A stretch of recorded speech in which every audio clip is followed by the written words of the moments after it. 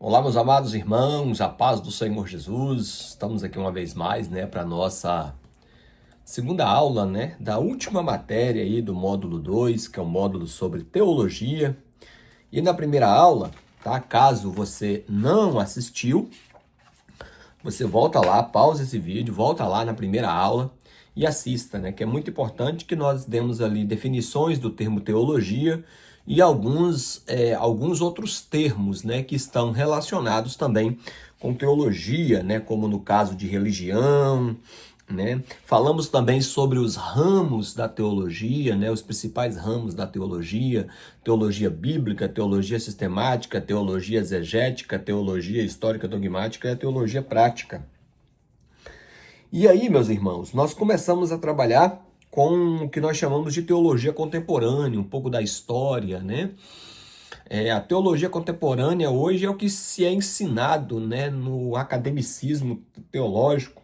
Por isso que nós deixamos, na verdade, nós fechamos a aula passada falando sobre esse perigo, da teologia acadêmica, porque a teologia acadêmica hoje, ela versa justamente sobre as correntes teológicas da atualidade. E se nós queremos, de fato, aprender teologia, nós temos que aprender teologia primeiramente com a Bíblia, claro, e nas fontes seguras, que eu falei aqui, que é a patrística, que é a época ali dos pais da igreja, que compreende entre os séculos 2 e 6 da era cristã, e também a teologia reformada, a teologia dos reformadores. Mas enfim, o livro destaca aí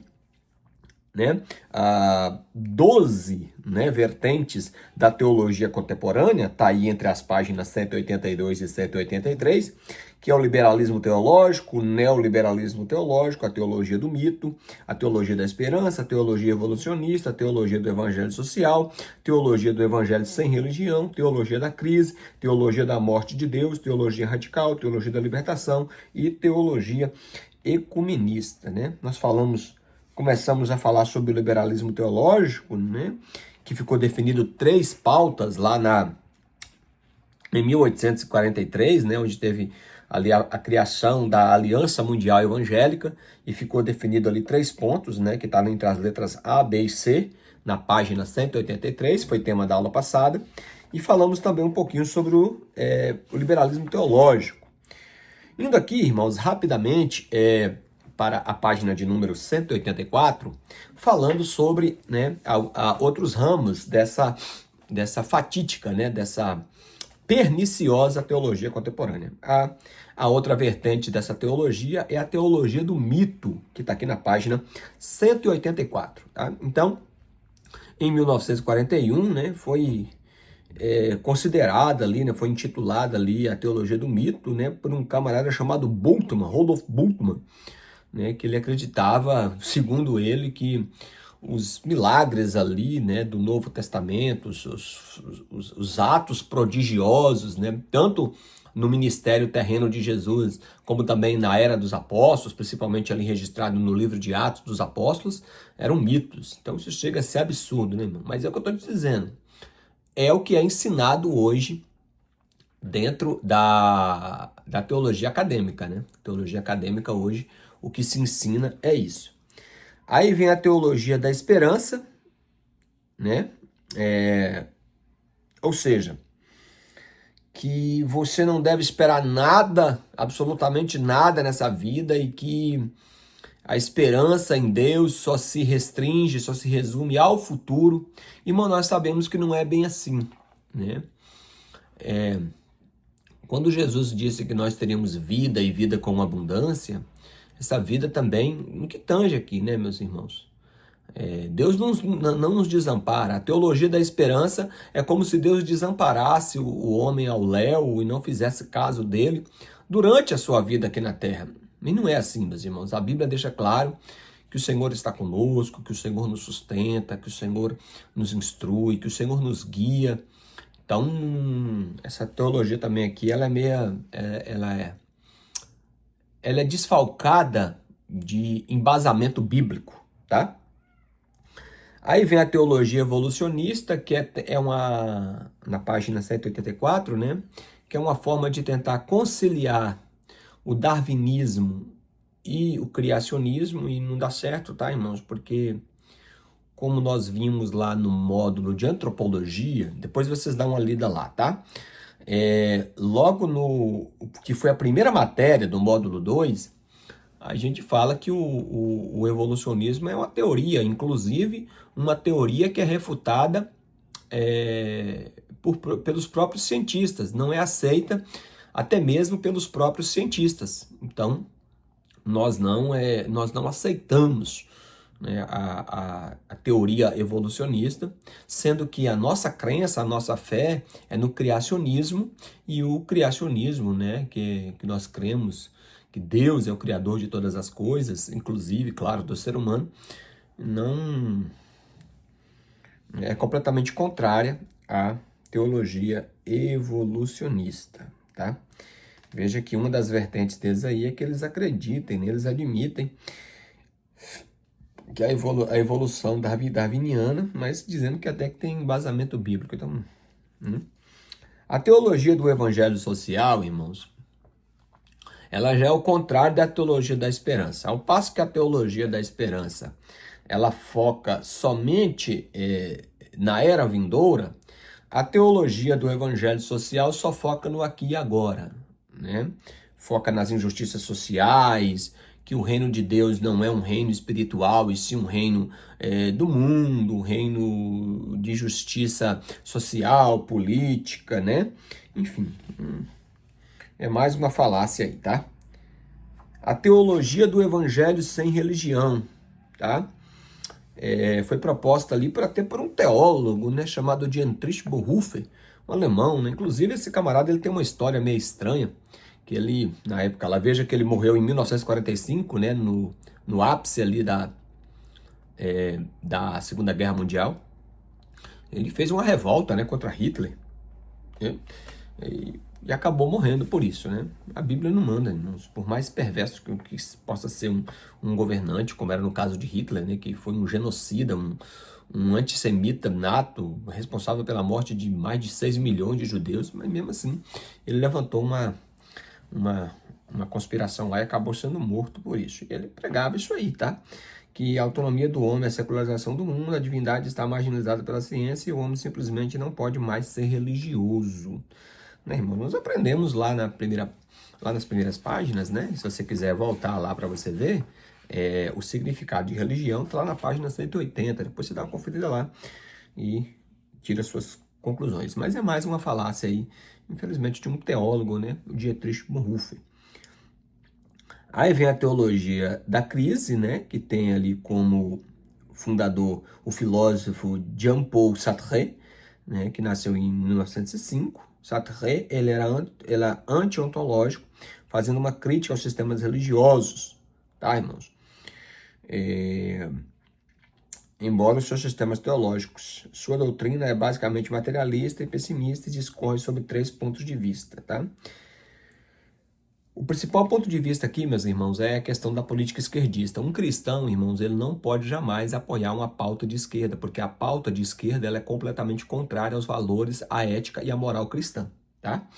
Depois você pesquisa mais, porque antes, irmãos, nós não tínhamos, né, pleno conhecimento acerca do que era direita, esquerda, não é? E de um tempo para cá, né, que a gente começou a ter mais entendimento dessa pauta de esquerda, direita, do centrão, né? A gente não tinha muito conhecimento sobre isso. Mas agora que a gente tem, é importante vocês pesquisar e vocês vão ver que a pauta, eu não estou falando aqui, meus irmãos, de homem, eu estou falando da pauta esquerdista. Ela vai completamente contra aos valores, a moral e a ética cristã. Aí, meus irmãos, na página 186 tem a teologia da morte de Deus, né? Que ficou famoso ali por um filósofo alemão, né? Chamado Friedrich Nietzsche. Inclusive, teve até um filme, né? Um filme baseado Deus não está morto, né? Foi mais uma crítica com relação a essa ideia aqui de Nietzsche, né?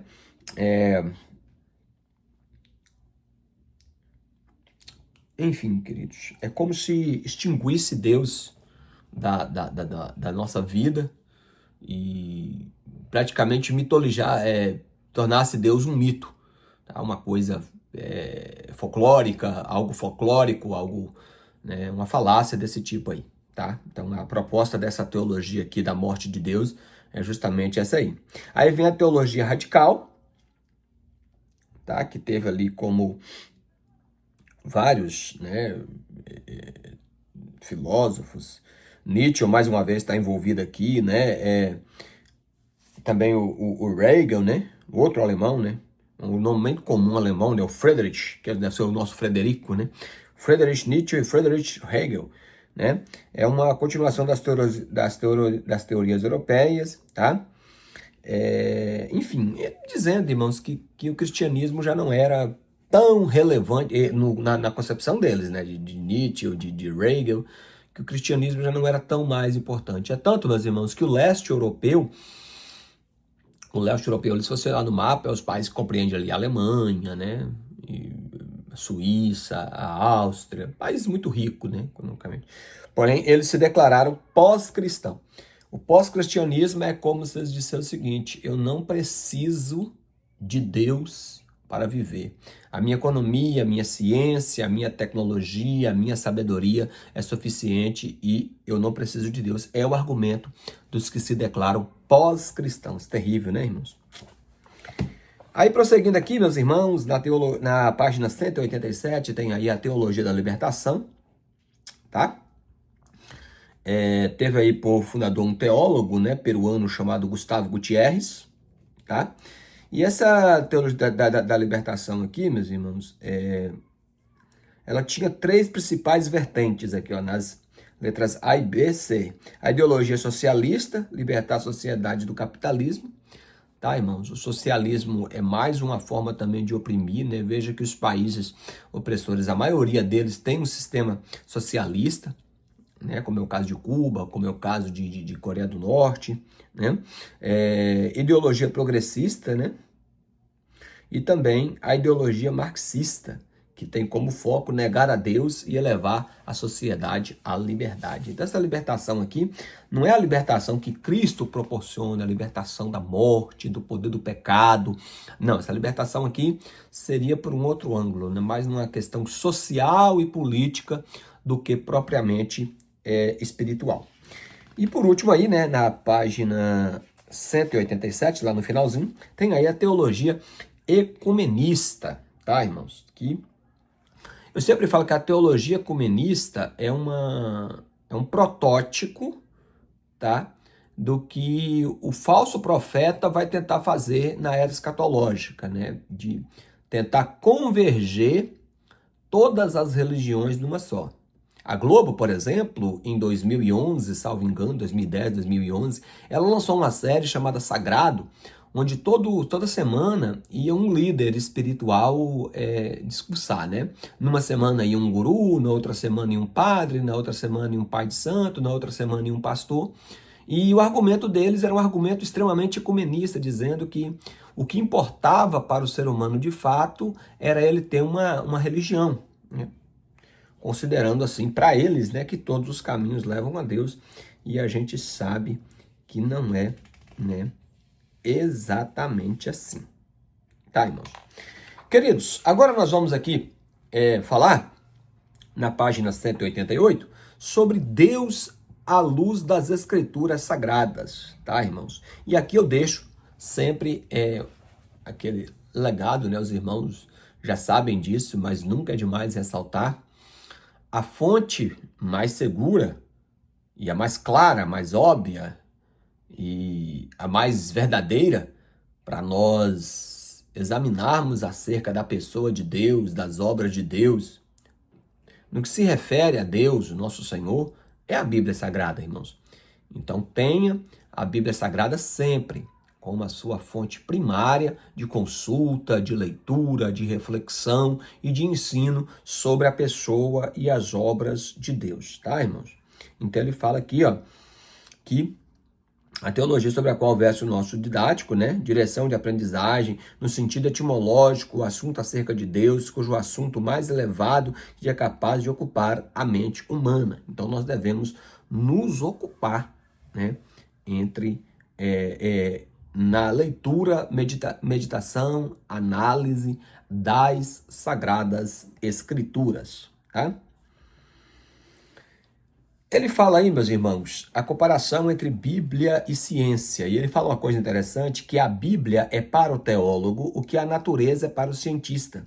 É sua fonte de fatos. O teólogo reverente adota para averiguar o que a Bíblia ensina o mesmo método que o filósofo adota para o que a natureza ensina. Nesse processo é que se requer grande diligência, precaução e exaustivo trabalho derivando dos princípios e fatos e nunca os fatos dos princípios.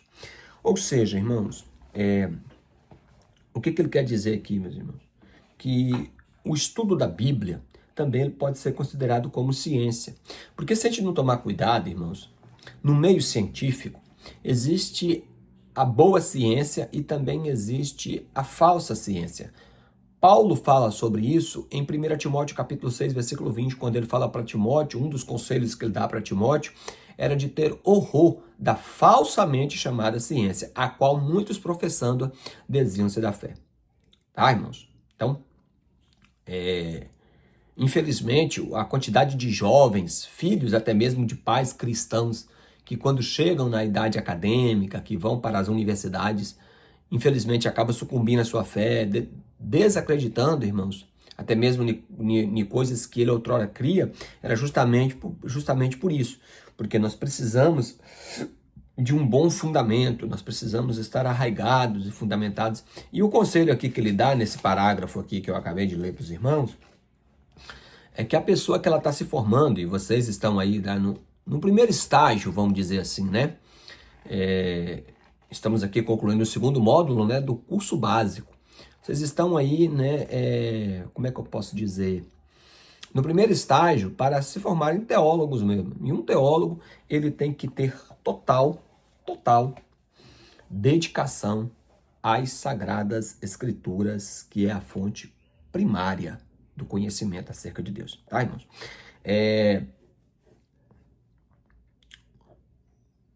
Aí na página 188, mais abaixo lá da página, fala sobre a verdade teológica ilustrada, tá? E ele fala, irmãos, essa ilustração, ele fala assim, a minha palavra, a minha pregação não consiste em palavras persuasivas de sabedoria humana, mas demonstração do Espírito Santo de poder. É mais uma pessoa, né, que nós temos que ter total dependência dele, né, que é o santo e glorioso Espírito de Deus. Por quê? Porque ele é o maior intérprete das Escrituras, porque ele é o nosso consolador, ele é o que nos guia por toda a verdade. É ele que prescruta e analisa até as profundezas de Deus, né? Então, mais esse legado aí. Queridos, pulando para a página de número 189, lá mais abaixo da página,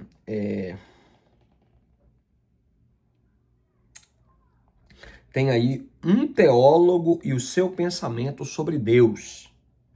Tá? Então, a primeira coisa que ele deve ter em mente é o seguinte: Deus existe e ele é a suprema divindade que os homens invocam e adoram. Tá, irmãos? Então, o escritor aos Hebreus, no capítulo 11, no versículo 6, ele é bem claro quando diz o seguinte: sem fé é impossível agradar a Deus, porque aquele que se aproxima de Deus é necessário crer que ele existe e que é galardoador daqueles que o buscam. Então o princípio é esse: é saber que Deus existe, é crer nele, é adorar a ele, tá, irmãos? É o que ele fala aí, né, nos dois últimos parágrafos aí da página 189. Então, meus irmãos, um alerta aqui para os teólogos. O exame das Escrituras é importante, é muito importante. A leitura de livros, a compreensão de determinadas literaturas para agregar no nosso conhecimento, tudo isso é muito importante. Agora, tão importante quanto, tá? É nós termos uma vida devocional, uma vida de temor, uma vida de reverência, uma vida de busca, uma vida de oração, uma vida de consagração. Isso é muito importante para que a nossa fé seja fortalecida cada vez mais em Deus, o nosso Senhor. Tá, irmãos? Nunca se esqueça disso. E aí, irmãos, na página de número 190, ele fala aí sobre Deus manifesto na unidade, né? São 3 pessoas. Vejam só, aqui ele vai discorrer um pouquinho sobre a questão da doutrina da Trindade. Aí o que eu vou fazer com os irmãos? Veja só, sobre a Trindade, nós já estudamos. Estudamos aonde? Lá no módulo, lá na matéria de pneumatologia, tá, irmãos? Pneumatologia, que foi a nossa 4ª matéria, tá? Do módulo 1. Então, se você quer aprender novamente, ou então você vai lá, né, no seu módulo 1, tá? Eu vou até pegar ele aqui, ó. Tá aqui, ó, perto de mim aqui, ó. Módulo 1, tá vendo, ó? Foi a 4ª matéria aqui, ó, pneumatologia.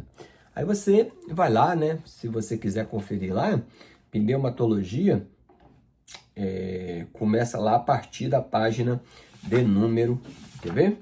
Começa lá na página 113, tá? Lê lá mais, fala mais sobre a Trindade, né? Na nossa fé que nós cremos em um só Deus, eternamente existente em 3 pessoas, Pai, Filho e Espírito Santo. E abaixo desse vídeo aqui, eu vou deixar um link de um vídeo do saudoso, né, doutor Adalto Lourenço, grande homem de Deus que nos deixou recentemente. Ele fez um vídeo falando sobre, entendeu, o conceito de Deus, até mesmo na natureza. Muito interessante, o conceito de Trindade. Assista um vídeo que você vai entender e eu creio que você vai ficar tão impressionado como eu fiquei. Inclusive, o próprio apresentador do programa, a qual o saudoso doutor Adalto Lourenço estava presente, ficou impressionado, né, com a descrição que ele fez ali da pessoa da Trindade, né, das 3 pessoas da Trindade presentes ali no conceito da natureza. Amém, meus irmãos? Que Deus abençoe e continue crescendo na graça e no conhecimento de nosso Senhor e Salvador Jesus Cristo.